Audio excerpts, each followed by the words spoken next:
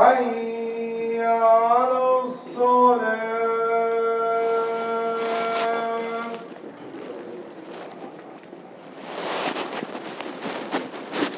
حي على الفلاح.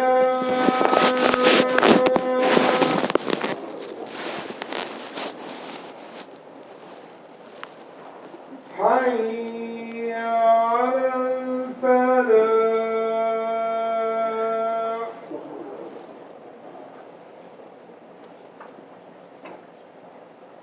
الله أكبر الله أكبر.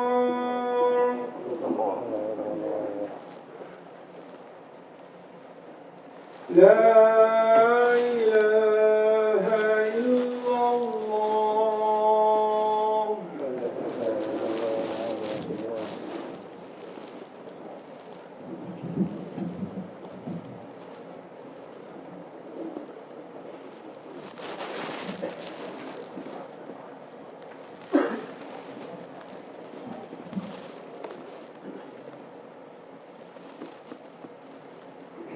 إن الحمد لله تعالى نحمده ونستعينه ونستغفره ونؤمن به ونتوكل عليه ونعوذ بالله من شرور أنفسنا ومن سيئات أعمالنا.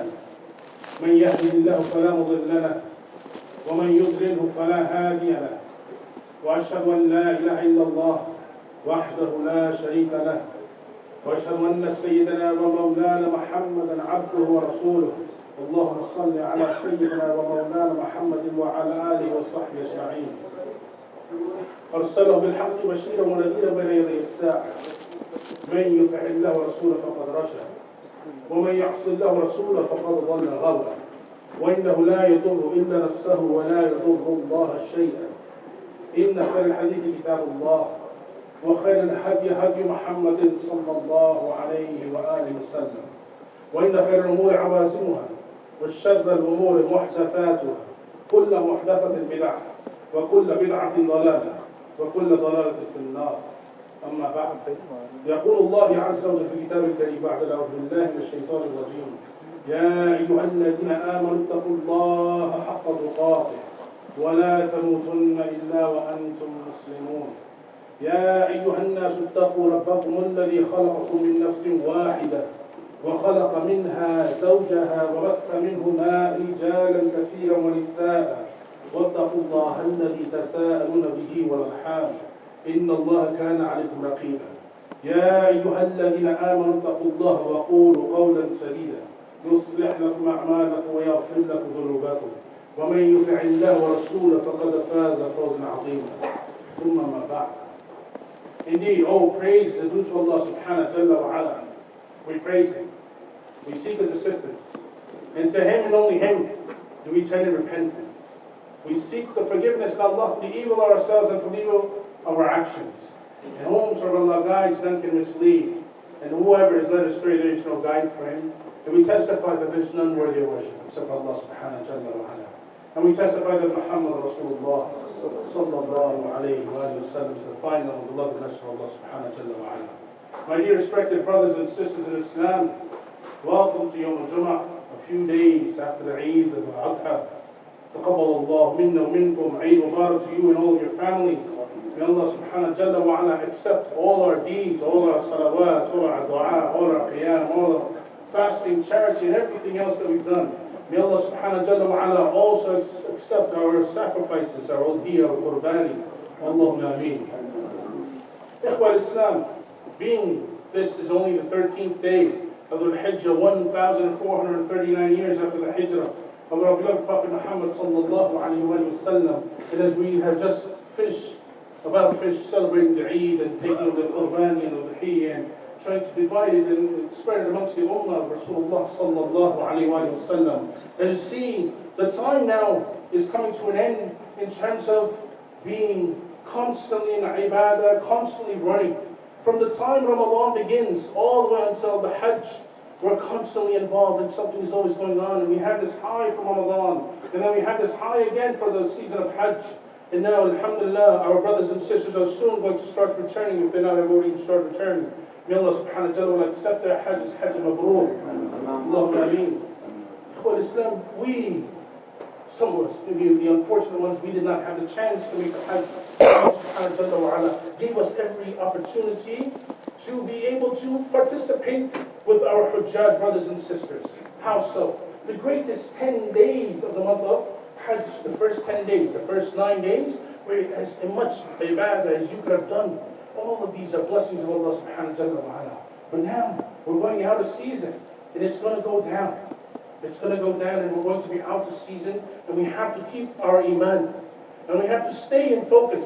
And we have to learn and do all of the things that we kept on doing during the month of Ramadan, and then continue in the month of Hajj. We have to continuously do the things. If we think that one udhiyah, one sacrifice at the month of Hajj is going to cover the problems for an entire year, then there's a problem. Even Allah subhanahu wa ta'ala says, He's not looking for us to basically put meat and blood forth in front of Allah subhanahu wa ta'ala. What He is looking for is righteousness, piety. People who are always focused on the commands of Allah subhanahu wa ta'ala. And so, iman increases and decreases. Iman goes up, iman goes down. During the season of Ramadan, when we have that month upon us, Allah subhanahu wa ta'ala changes the levels up, and so you see it. You see it before you. People are extra careful. They're paying more attention to their salawat. They're paying more attention to their fasting. They're paying more attention to giving charity in the month of Ramadan because they know all the rewards that come about. But what about the rest of the year?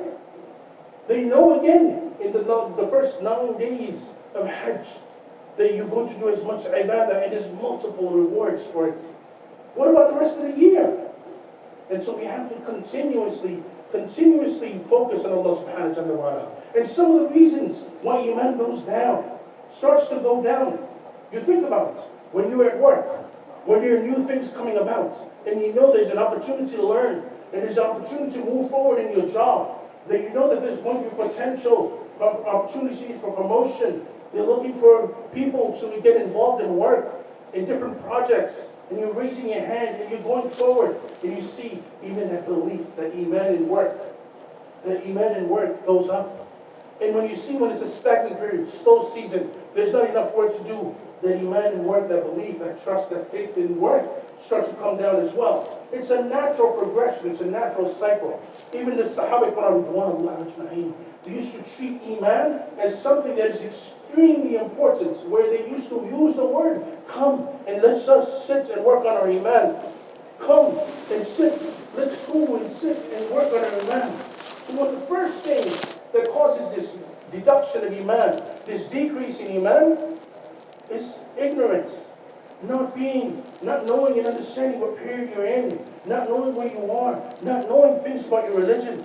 When you see people argue about things, they make things so difficult. And you know the majority of the arguments that we have within our faith are dealing with minute issues, minuscule issues, very simple issues, and they make big issues out of it. I can tell you an example. I was hearing the brothers a few months ago talking about how the bathroom should not be inside of the house. Where do you want to put it? So, simple issue where there's people still struggling with issues of back in the days where bathrooms used to be separated and used to be outside the community or it's outside of an area. And still people want to discuss something, an issue like this. When we try to get people to increase in their iman and start to work on their iman, people are following the books of fiqh. The first thing that it tells you is to focus on what? Tahara. It's great. But what happens is that the iman works and goes a month or so or a few weeks on tahara and how to make wudu and how to wash yourself and how to take your shower and how to work on all of this. And by that time, you've already lost a whole bunch of people because they're not worried as much about water and tahara and issues of this nature. They want to find out, hey, I'm having problems at work. I'm having problems at school with my children. I'm having problems here and there. I'm having financial problems. Can you help me? I have money. I don't know what to invest in. These are the things people are looking for. They're always starving.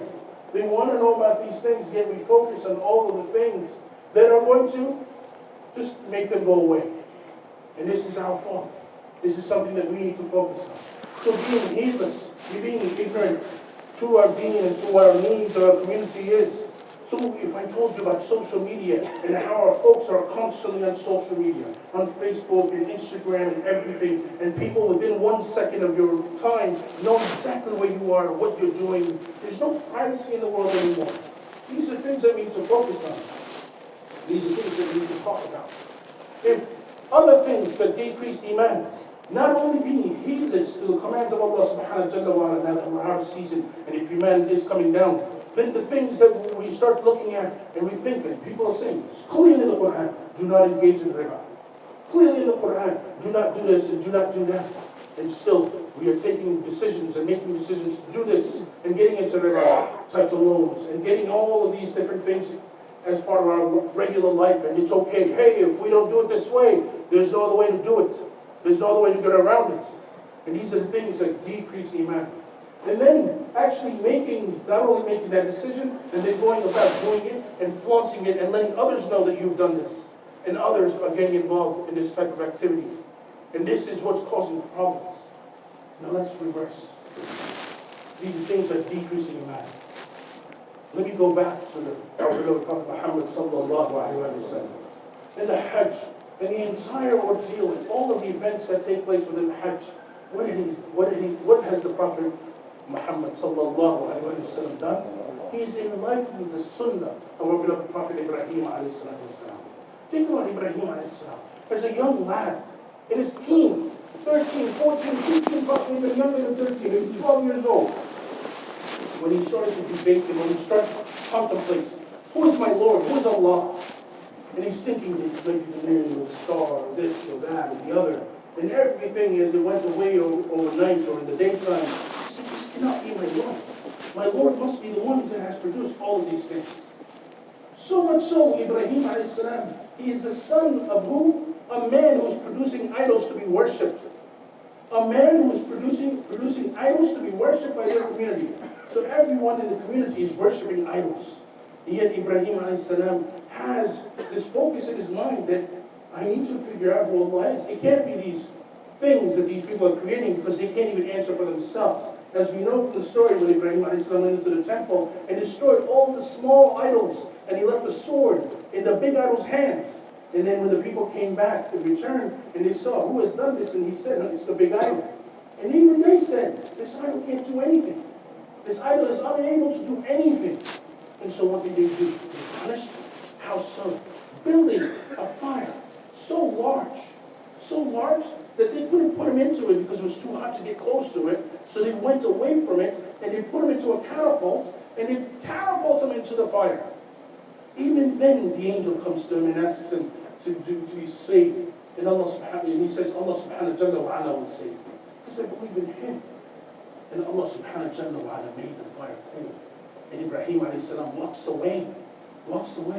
This is the tenacity. This is the individual who is thinking. This is an individual who has Iman at his heart. You say, well, he's a prophet of Allah subhanahu wa ta'ala. But he's using his intellect in the way of Allah subhanahu wa ta'ala. And trying to get to know Allah subhanahu wa ta'ala. In understanding Allah subhanahu wa ta'ala, knowing who his true Lord is, he gets closer to him. If that's not enough, test after test. The king, he says everything, and he tells the king one simple thing. If you're truthful, make the sun come from the opposite direction. Make the sun, something so simple.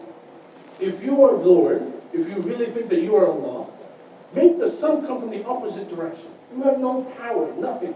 You're absolutely useless. You're just a regular person just like I am. And if that's not enough, constant test. He's getting older and he's unable to have children. He's unable to have child. And he's working, he's making dua and pleading to Allah subhanahu wa ta'ala for a child. And Allah subhanahu wa ta'ala finally blesses him with that child. And what happens with that child? He's asked to leave the wife and child in the desert in the middle of nowhere. In the middle of nowhere. Nothing in sight. No food, no water, nothing. And the wife asks a very simple question. Is this something that Allah subhanahu wa ta'ala has requested? Yes. Khalas. If Allah has said to do this, inshallah Allah will take care. This is Iman.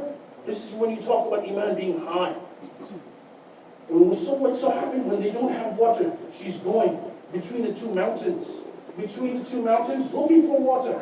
looking constantly back and forth, 7 times.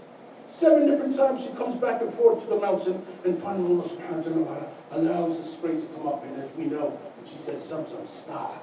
We know today is Zamzam water.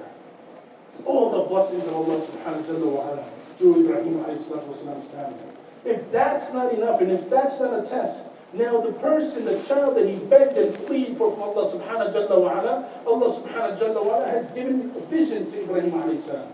A vision to Ibrahim alayhi salam to slaughter the son, that the son must be sacrificed.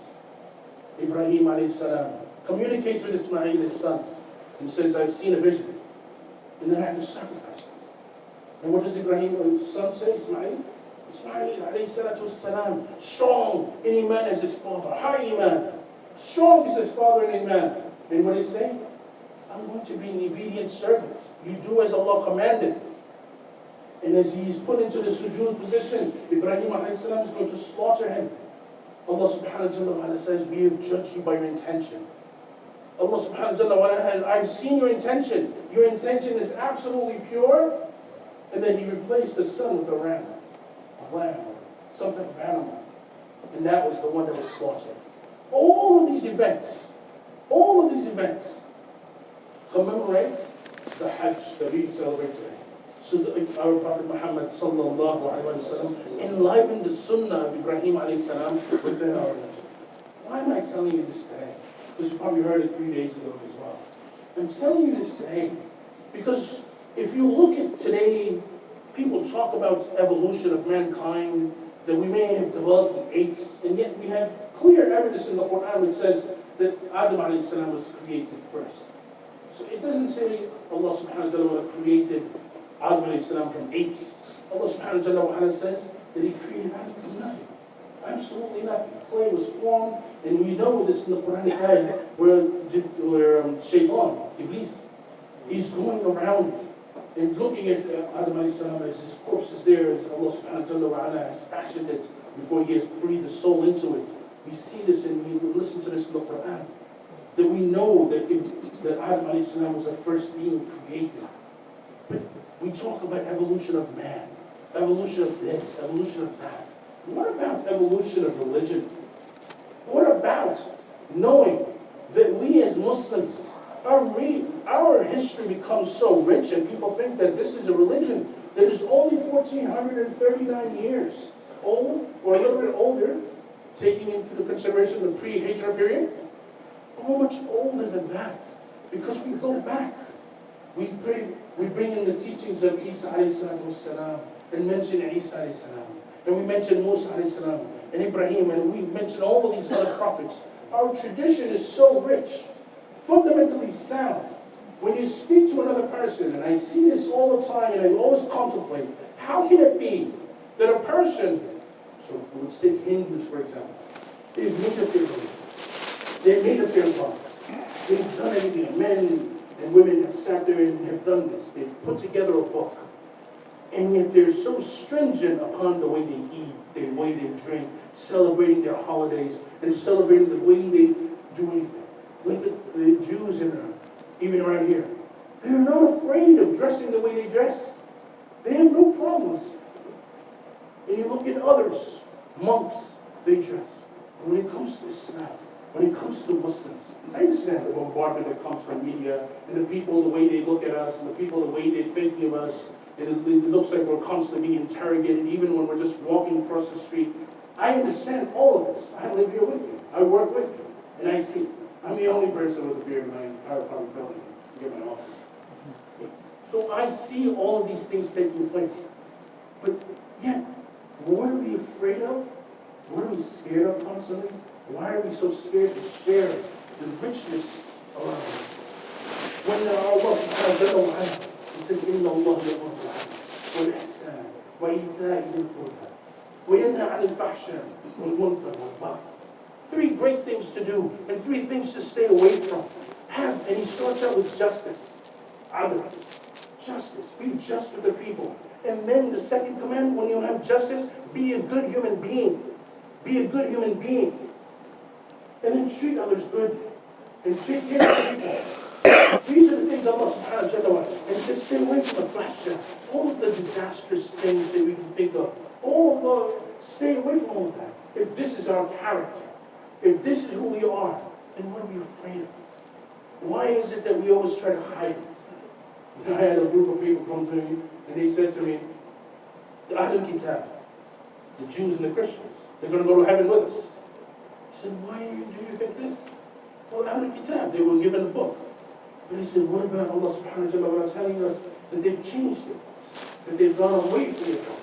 Ibrahim alayhi salam, Allah subhanahu wa ta'ala says, he was neither a Christian nor a Jew, he was Muslim, he was a mu'min, he was a believer. He is of our faith.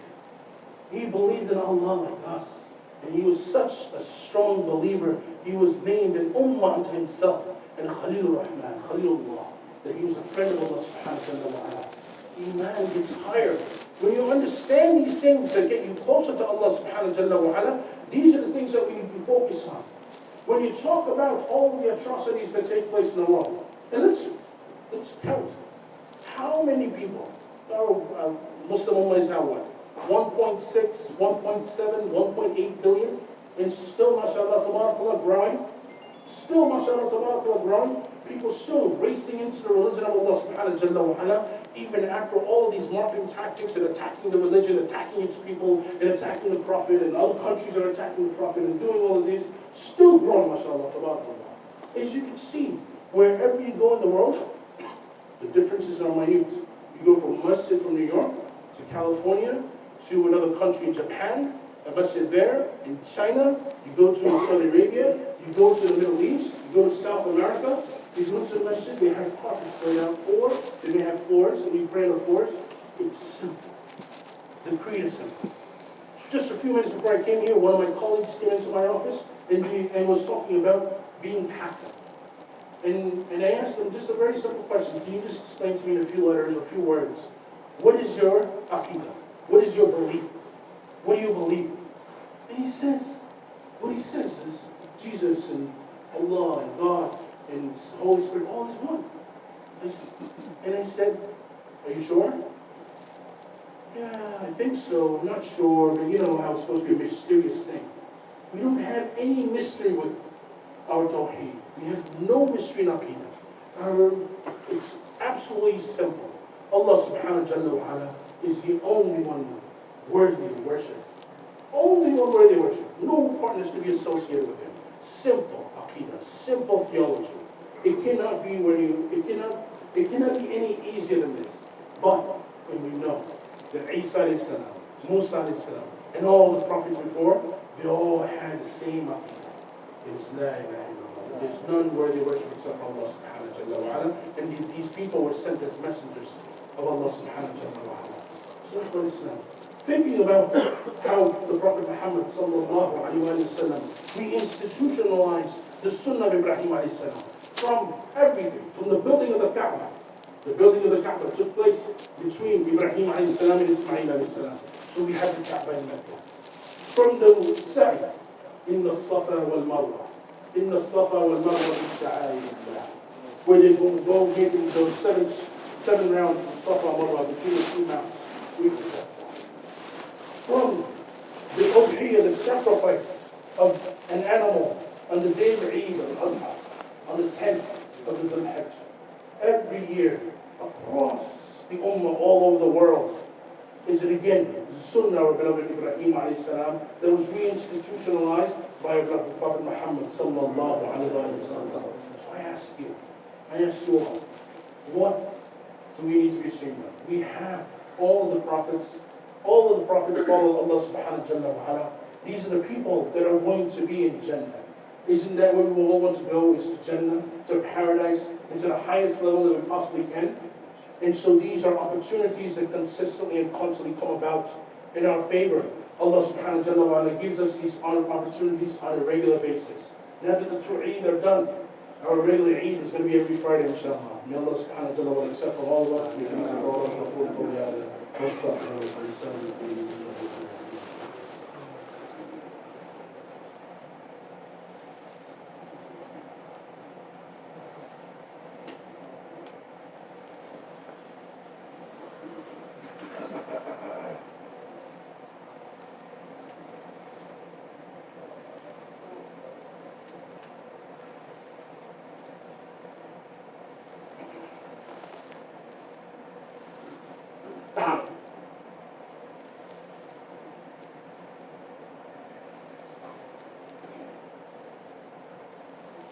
بسم الله الرحمن الرحيم الحمد لله رب العالمين والعاقبة للمتقين والصلاة والسلام على من لا نبي بعد أما بعد. إخوة Islam. Some of the ways that we need to constantly make sure that we stay in the spirit. And this is one of the easiest things to do with Islam. One of the easiest things to do is make friends. And make friends that are going to make you and raise your level. Meaning, you want to be good and you want to consistently stay with the masjid. Even the Sahabi Quran, they said to the Prophet, he said, when we're with you, we're all in. Our iman is at an absolute high. And then when we go away, we get involved with our work and we get involved with our children, our families. And it takes us away from that iman boost. These are things that we need to focus on. Is number one, having good company. Having good company. In good company doesn't necessarily mean all the time that it has to be in an ibadah form where we're always sitting in a circle and there always has to be a halaqah. Even simple things, spending time. And I'll tell you one of the activities, one of the masjid I went to yesterday, they're having a Boy Scout, Cub Scout groups taking place inside of their masjid. SubhanAllah, what a beautiful way for parents and children to get involved inside the masjid. A beautiful way. And even the person who's the commissioner, he's a non-Muslim that comes into the masjid and he tells them how to interact. And he himself said, he goes, it is one of the best ways for a father to bond with his son and a mother to bond with her daughter. You have these relationships, you become pretty leaders, the parents know these things. I'm talking about making relationships. Work is always going to be there. But think, when you get sick, somebody else is doing the work. Tomorrow when you retire, somebody else will replace you. Work is always going to be there. The people around you, the relationships around you, these are the things that you need to focus on. And on top of this, it's extremely important to stay in connection with Allah subhanahu wa ta'ala. Let's not be heedless. Follow the commands of Allah subhanahu wa ta'ala. Have a beautiful relationship with the Kitab Allah. With Quran, Majid, have a beautiful relationship. You can have it on shelves. It's not a problem. Pick it up and read it. Contemplate its meanings. And you don't need to pick up a book anymore. It's on your phones. It's on your phone. It's in your tips and your fingertips. It's how you use your fingers. Your thumb and your index finger, how are you going to slide that screen and which screen are you going to pick and which app are you going to pick? It's up to you to choose that. To choose doesn't have to be 99.9% of the time. Think about it. With the salah, less than 1 hour a day in a 24-hour period. Less than 5% of your time. Less than 5% of your time for the salah. Less than 5%. Is that an overburden? Allah subhanahu wa ta'ala has made this religion easy. The Prophet Muhammad sallallahu alayhi wa sallam said, take the easiest path. Take the easiest path. When difficulty comes upon you, Allah subhanahu wa ta'ala says, Inna ma'al usri yusra, Inna ma'al usri yusra, twice. When difficulty comes, ease will come double the time. So when these difficult periods come, don't ignore them. Deal with them and try to persevere through them and try to get into a new form, new focus. Constantly review, constantly read the Quran, be in touch with the masjid. If you are one of those people, and I know many of my brothers and many of my sisters, they're away from the community, and when you get away from the community, you pick other things to do. Whether you want to sit in front of the TV and watch all of this nonsense, you want to listen to a lot of nonsense, or you want to do something meaningful with the little time that you have in this world. Even if you live 100 years, it's very little. The religion of Allah subhanahu wa ta'ala has been going on for centuries upon centuries. So we ask Allah subhanahu wa ta'ala to make it easy for our Muslim brothers and sisters. We ask Allah subhanahu wa ta'ala to make it easy for us. We ask Allah subhanahu wa ta'ala to make it easy for all our brothers and sisters that are suffering all over the world. Allahumma ansur Islam wa Muslimin. Allahumma ansur Islam wa Muslimin. Allahumma ansur Islam wa Muslimin. Allahumma ashfir madar wa madar Muslimin. Allahumma aghfir lil-mu'minina wal-mu'minat wal-muslimina wal-muslimat wal-ahya'i minhum wal-amwat. Allahumma innaka 'afuwwun tuhibbul 'afwa fa'fu 'anna. Allahumma اكفنا بحلالك عن حرامك واغننا بفضلك عمن سواك. اللهم أرنا الحق حقا وارزقنا اتباعه وأرنا الباطل باطلا وارزقنا اجتنابه. اللهم إلى الإسلام، اللهم ثبتنا على الإسلام، اللهم نور قلوبنا بنور الإيمان. اللهم آتنا في الدنيا حسنة وفي الآخرة حسنة وقنا عذاب النار. اللهم ظلمنا أنفسنا وإن لم تغفر لنا وترحمنا لنكونن من الخاسرين. اللهم اغفر لنا ولإخواننا الذين سبقونا بالإيمان ولا تجعل في قلوبنا غلا للذين آمنوا ربنا إنك رؤوف رحيم. اللهم لا تجعلنا من القوم الظالمين، اللهم لا تجعلنا فتنة للقوم الظالمين، اللهم هب لنا من ازواجنا وذرياتنا قرة اعين واجعلنا للمتقين اماما. اللهم تقبل منا انك انت السميع العليم. سبحان ربك رب العزة عما يصفون وسلام على المرسلين والحمد لله رب العالمين. أقم الصلاة.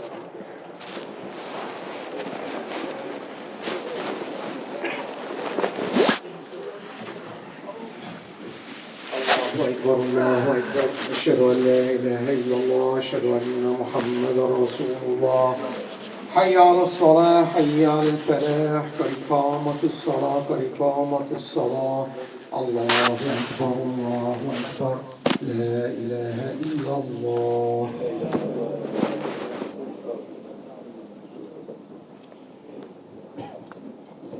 Slowly, Alhamdulillah, straighten the rows, fill in all of the gaps.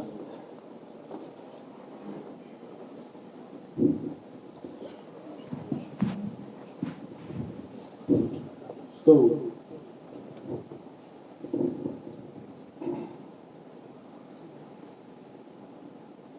Allahu Akbar.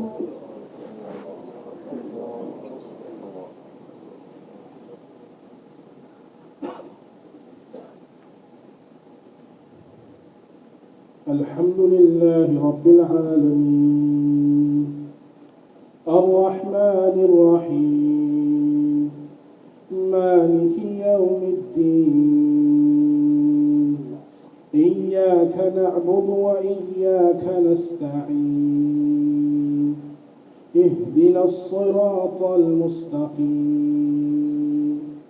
صراط الذين أنعمت عليهم غير المغضوب عليهم ولا الضالين.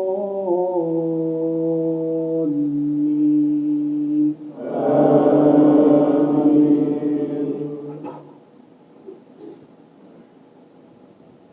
قد أفلح من تزكى وذكر اسم ربه فصلى بل تؤثرون الحياة الدنيا والآخرة خير وأبقى إن هذا لفي الصحف الأولى صحف إبراهيم وموسى.